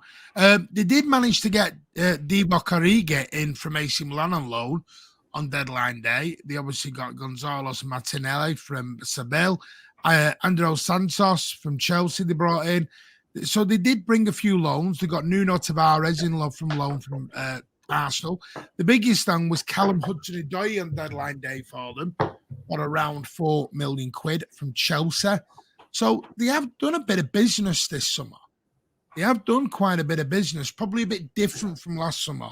They've come away from the big name, shall we say, and they've gone for more established players that fits their mode. Now, it seems to be working though. Because, like I said, they're 8th. I know you said not played anyone, but they played Burnley and didn't get beat. And played, they should have really got something at Arsenal. They should have got something at United, and they did win at Chelsea. So they don't seem to be going to these big teams and sitting back. They do seem to be going having a go. I don't know. I mean, that might be the downfall on Saturday, and they get plastered for that. What? Rich is on mute. He's trying to talk and he's on mute. I thought that was the best Rich has sounded. All right. Here we go. Yeah. So we I forgot what I was going to say now. No, I said yeah, we're set up now. We're set up now with the pace we've got and everything to play on the break and play with space. So in a way, we're suited to teams coming at us a bit more and not defending with 10 at the back. So, it's not necessarily a bad thing. Yeah, Cooper will have a go. He won't just sit 10 men back and with a low block and things like that. I think he will have a go, which obviously, works to our favor a bit more, but I just can't see another 6-0. I could see 5-0. He's gone 5-1. I'm not telling you, they're all going 5-1, 4-0 here. The only reason I might see it being high scoring like that is because Haaland gets that chip on his shoulder and he finally starts. I was about to come to that. His scoring boots if he's again going back to what I said, with my lovely backdrop the other day. I said I feel sympathy for the team that has to suffer when he finally has his shooting boots on. It could be Forest, who knows? But Alan agrees with you. If it is, then there's a possibility. Yeah, he's thinking close game 2-1. But then Ethan has come out with typical Ethan 9-0. Right, Nick, Ethan, just you saying 9-0 every week doesn't mean at one point it's going to happen. I'm sure he just copies and pastes. We're not playing Southampton because didn't they have 2 in back-to-back seasons? LaSalle Blue, Leroy was awful yesterday. Thought he did all right. Maybe he was only United though. I mean, I'm not sure. For me, Rich, I'll be honest with you. If Forest come with that, let's be brave and have a go like they did everywhere else, I think they'll get picked apart. Yeah. I think Doku will destroy him.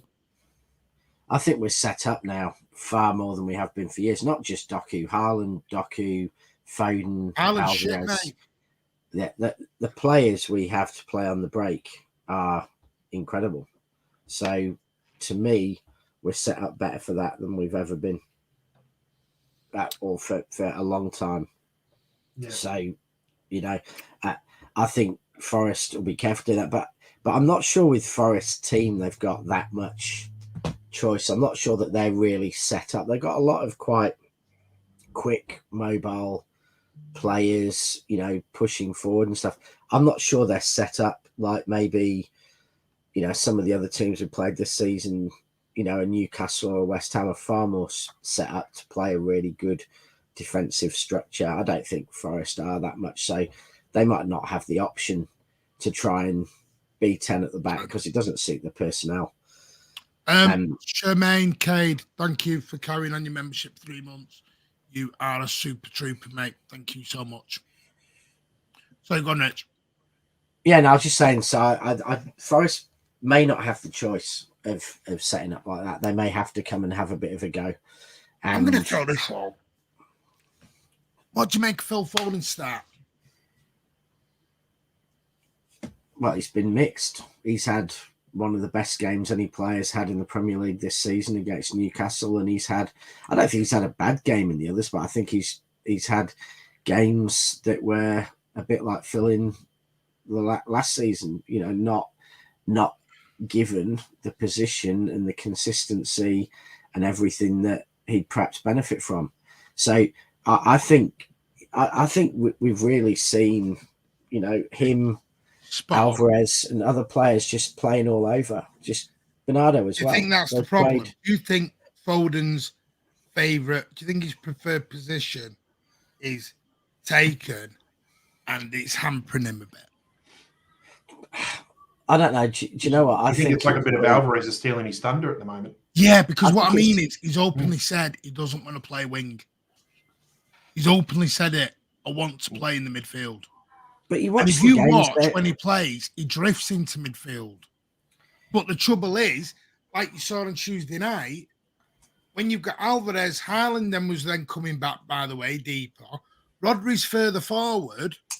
Then you had Nunes there at some points. Then They were like all on each other's toes. They were stepping on each other's toes all night in the first half. But Walker's been sitting wide on the right, so Foden hasn't really been playing on the wing because most of this season Walker's been playing as the wide player.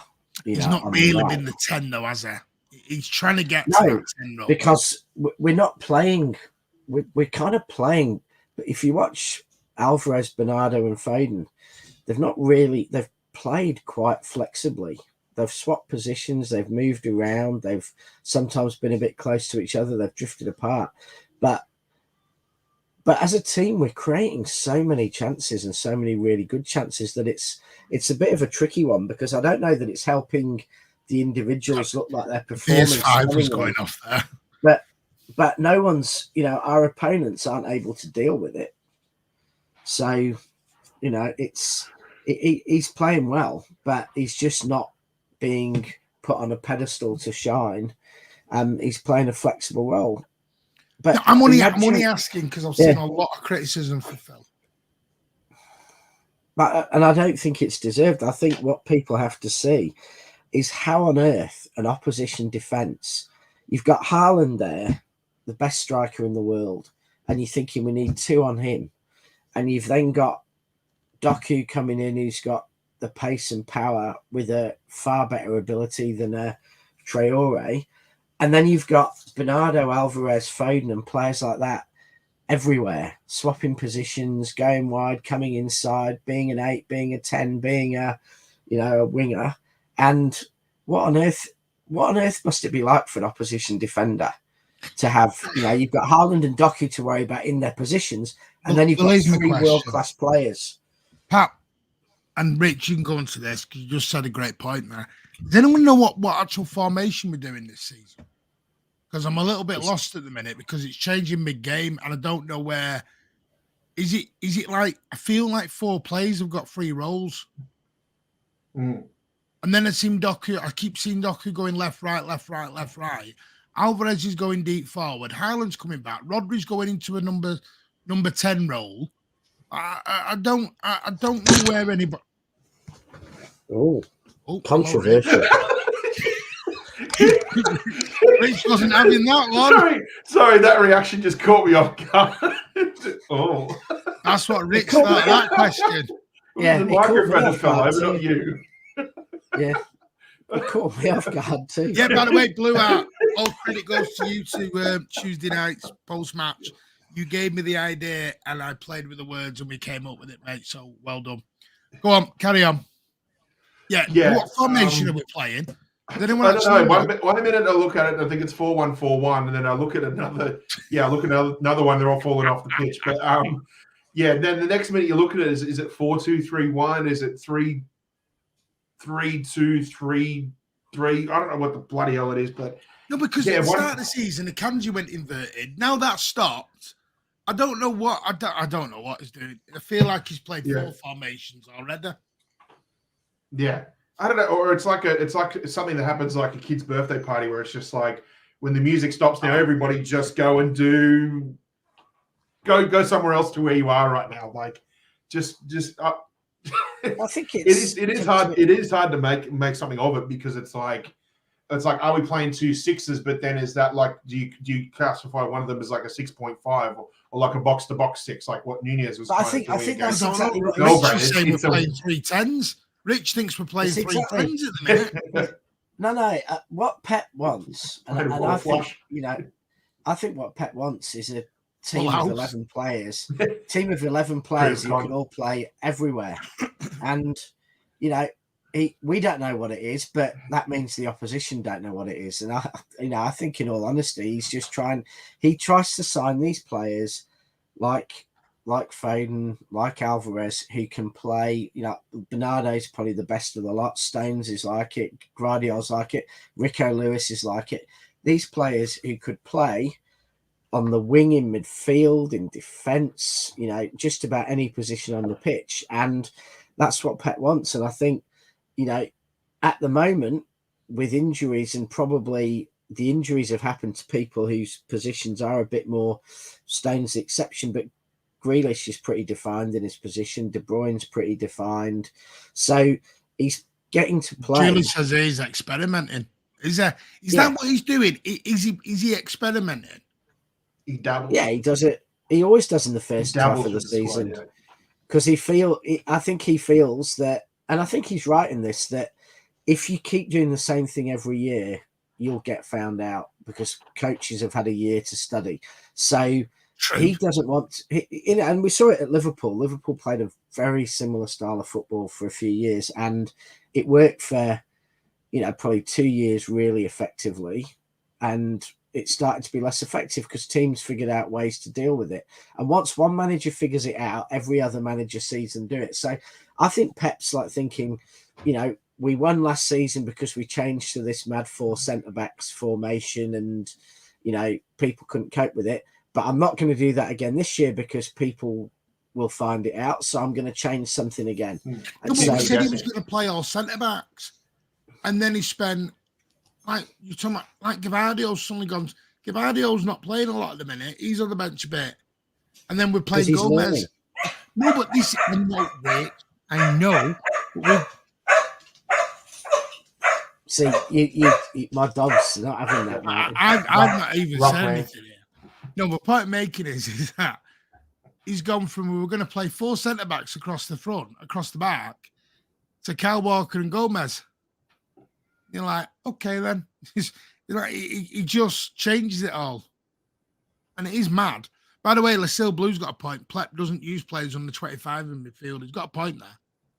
If you are a youngster, you're not playing in midfield, really. So maybe that's Phil's issue. Rich, you're still on mute.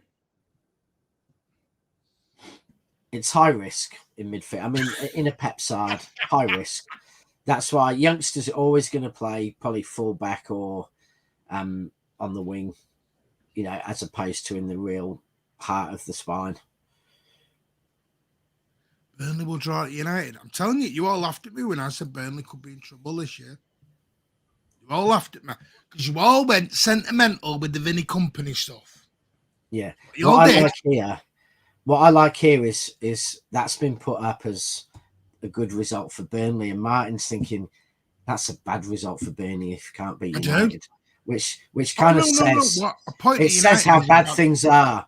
It says how bad things are when Burnley will be disappointed. Burnley will be disappointed to drop points. By the way, I love this. By the way, that we're all saying here, I do love this that we do this.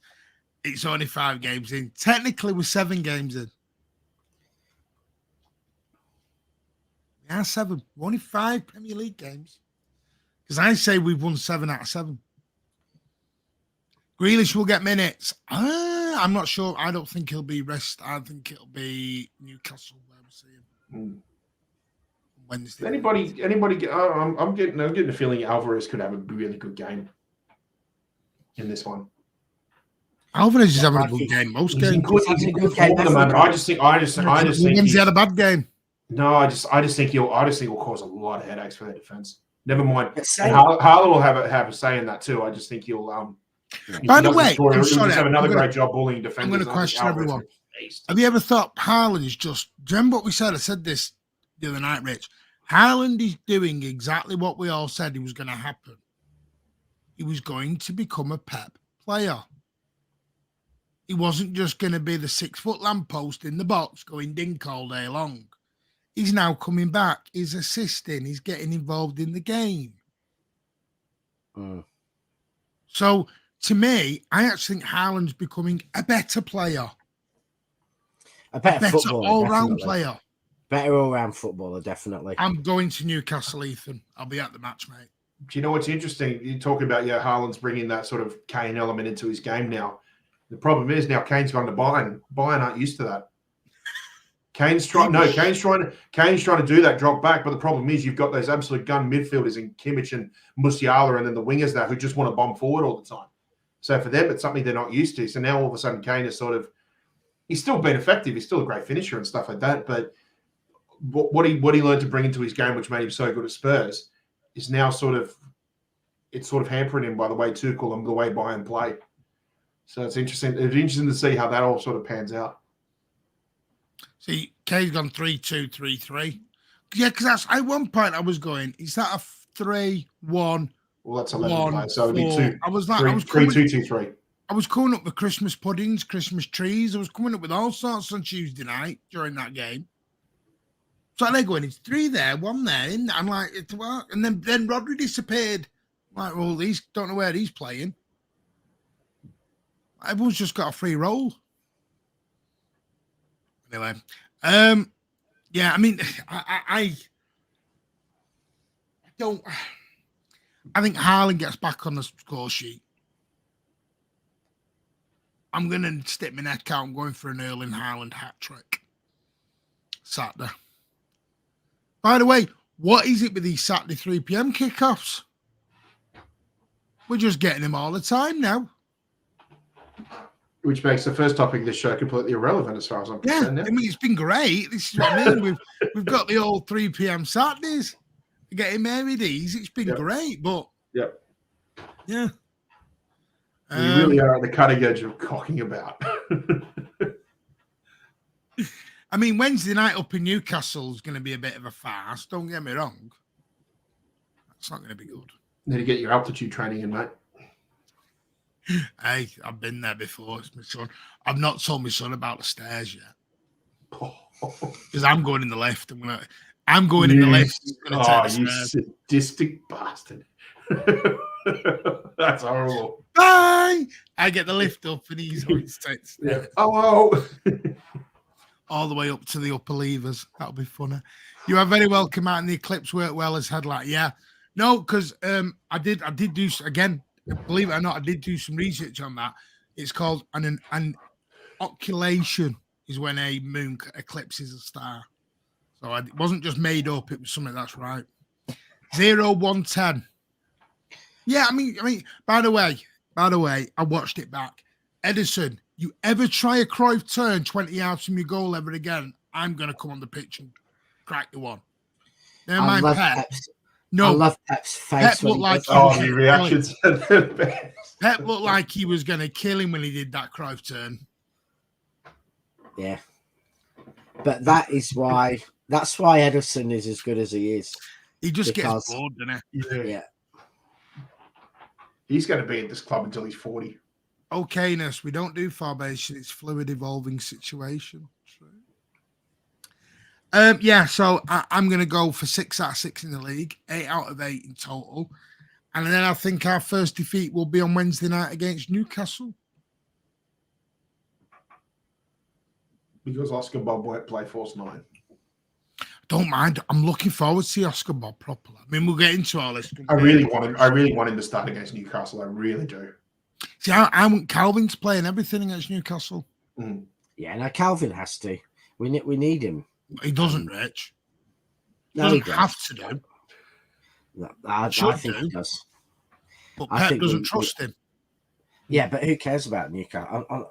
Rich, if you're Calvin Phillips and you're coming on with the EDS in the 85th minute against Red Star Belgrade, you know there's a problem at that point. Yeah, but I think seriously, in mate. this case, I think that it's a free hit. There's absolutely nothing to lose because I don't think actually losing is, if we cannot beat Newcastle with our under-18s predominantly, then we're going out of the quarterfinals. So why play? If you're going to go out of the quarterfinals, why play 2 games before that and risk injury, etc.?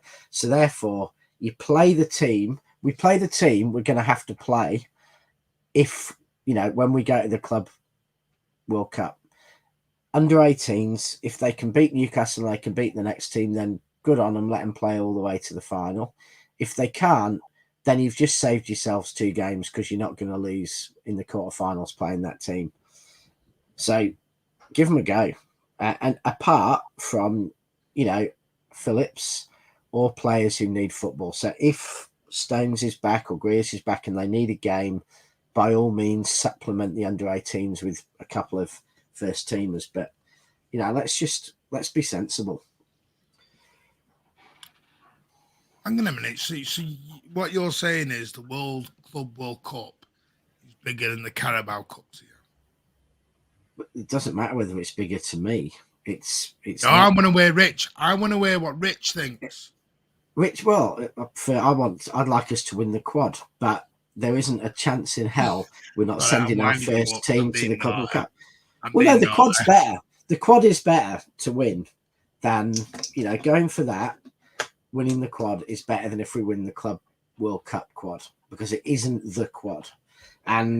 But we are going to take every player in our first team squad to Saudi Arabia for the Club World Cup, or Club World Oh yeah, of course. Championship. So 100%. what I think doesn't matter, does it? Don't say it like that, Rich. Of course it does.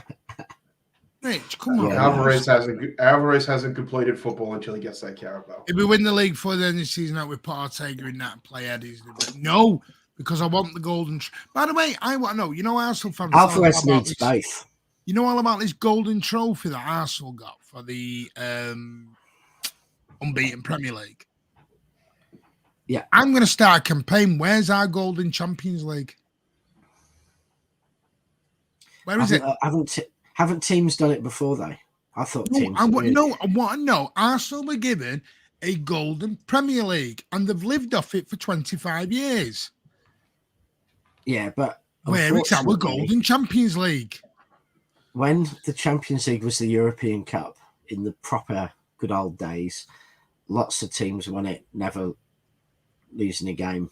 So lots of teams have been European champions without losing a game, whereas Arsenal did it over 38 games, not 6 or 7. Oh, hang on, Rich. Look at this now. If we lose versus Newcastle, it's corrupt. We should have had.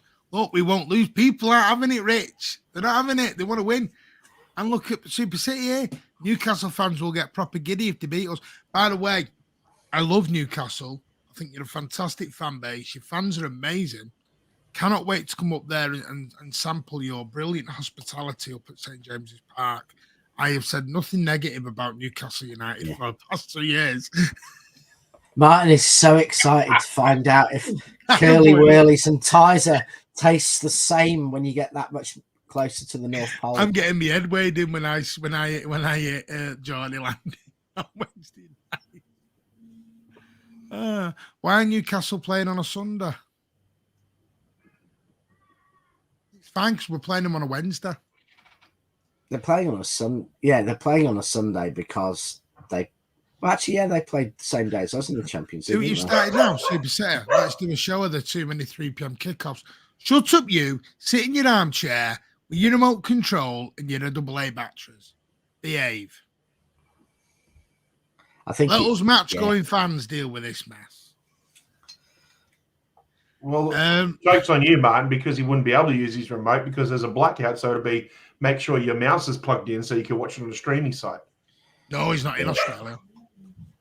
And apparently, we get the 3 p.m. kickoff here, mate. No, there's no blackout. There's no blackout where he is. I know where he is, but I won't say where he is. Yeah, right. But they were, all the funny thing is, because of that on Saturday, all the so many fans I saw in England who are watching it on illegal streams were all complaining that they find out about the goals on Twitter or by text or WhatsApp before the goal's gone in. Yeah. So because of the delays on the streams. Yeah, Rich, it's a shame. What's that BBC, the teletext thing they used to use? What was that called? No, again? you have not. Behave. No, you have not, Super City. I've been to more games than you've had hot dinners, and I've had a lot of hot dinners. Have you seen the size of me? Martin smashes the back. Yeah. Martin, is it true that you were castigated on Algeria? Yes. Me and it was my name and a former channel I was on got shown on Algerian TV because I did a fan cam slagging off Mahrez, and I ended up on Algerian TV. Deservedly so, I might add. No, actually did. They had my mug on Algerian TV. I think Jack Lee saw it and Super City saw it. I think they will. Now there's wanted posters all over Algiers. What points do you have? Because I don't join the cup schemes. I'm not no mug. and you don't get points for going to away games, which I think is a joke now.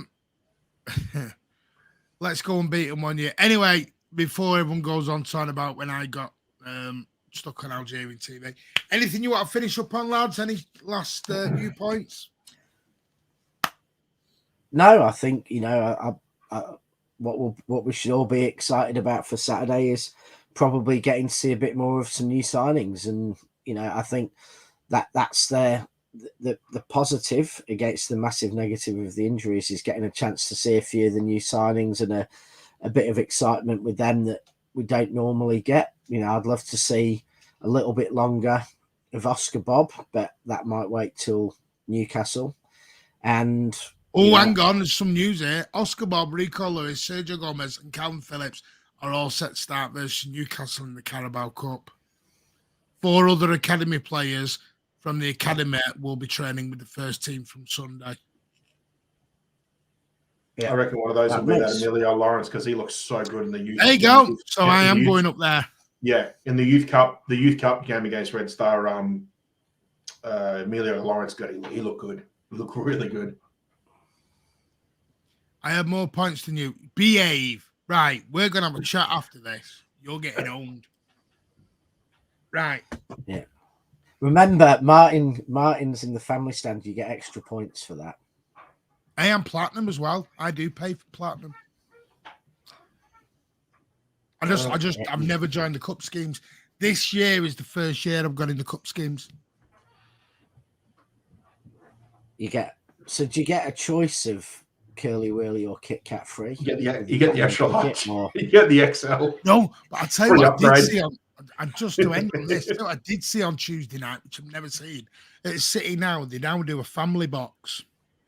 They now do a family box of food where you get chicken tenders, chips, onion rings, all that. Like them takeaway boxes you get in a pizza box. Mm-hmm. You now do one of those. It's called a family box for 23 quid. And I saw a woman just walking down the stairs on her own with like gravies and all sorts. Like, you're at a football match. You've not come for a dinner. What are you doing? I'm like, what's he been the sort of thing you see at the baseball. Yeah, I'm like, what's going on here?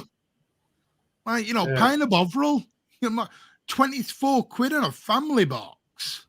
Like, what's that about? And then it's now chicken barbecue wrap. Yeah. My God. Martin, if you're going to be sensible about eating food, what you do is you get to the ground half an hour early, go to the Northern Cell grilled cheese out the front there and get it's not there. Not everything's moving now. Yeah, but it's still there though, isn't it? It's just relocated to another. I've not found it yet. Because they keep plugging, because we follow each other on Instagram. They keep plugging that they're like, yeah, come and get something at the ground and all this. So they've got to be around there somewhere.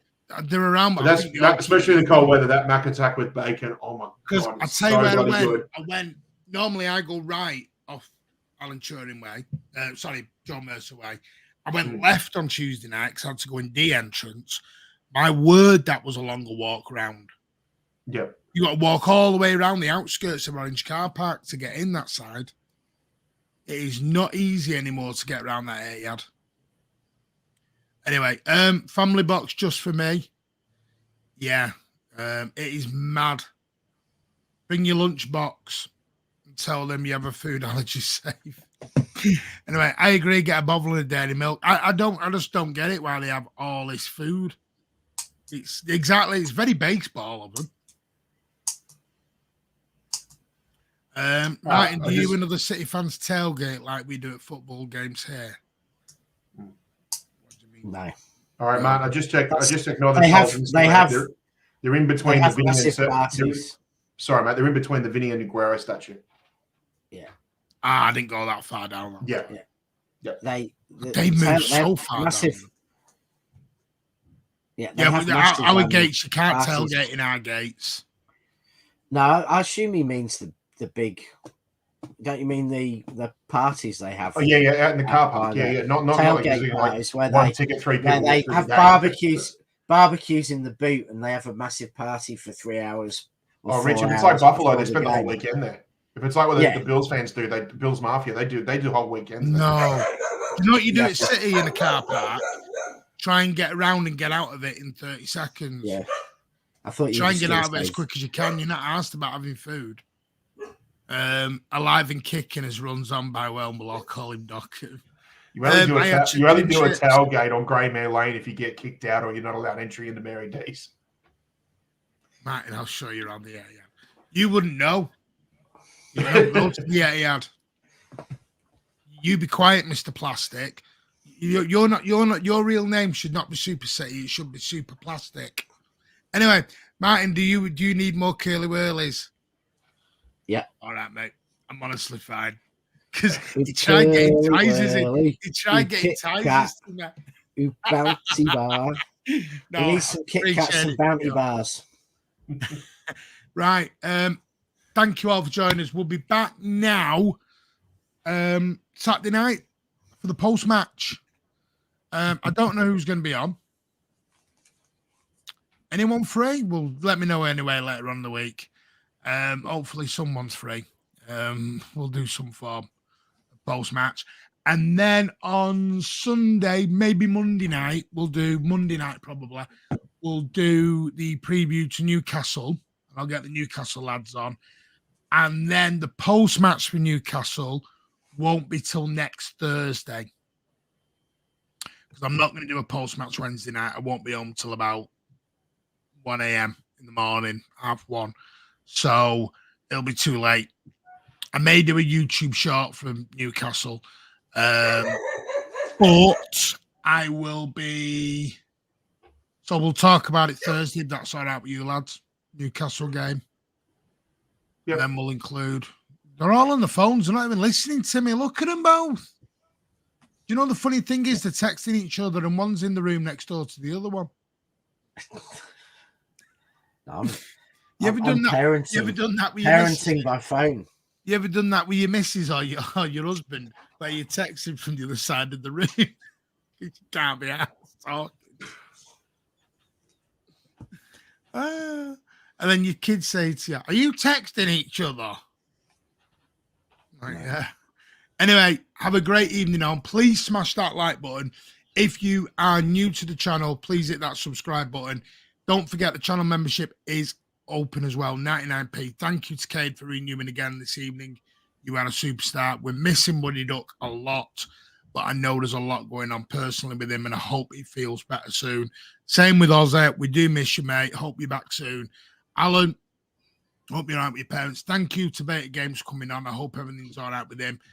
But family always comes first, so we always tell everyone, we'll go over to Beta Games TV and show them a lot of love. But don't worry, I know some have messaged about asking about views and likes being down. Don't worry. Within a couple of weeks, everything will get booming. Because if anyone's noticed, the videos underneath this ones are now booming. We've got a video nearly at 10,000 views.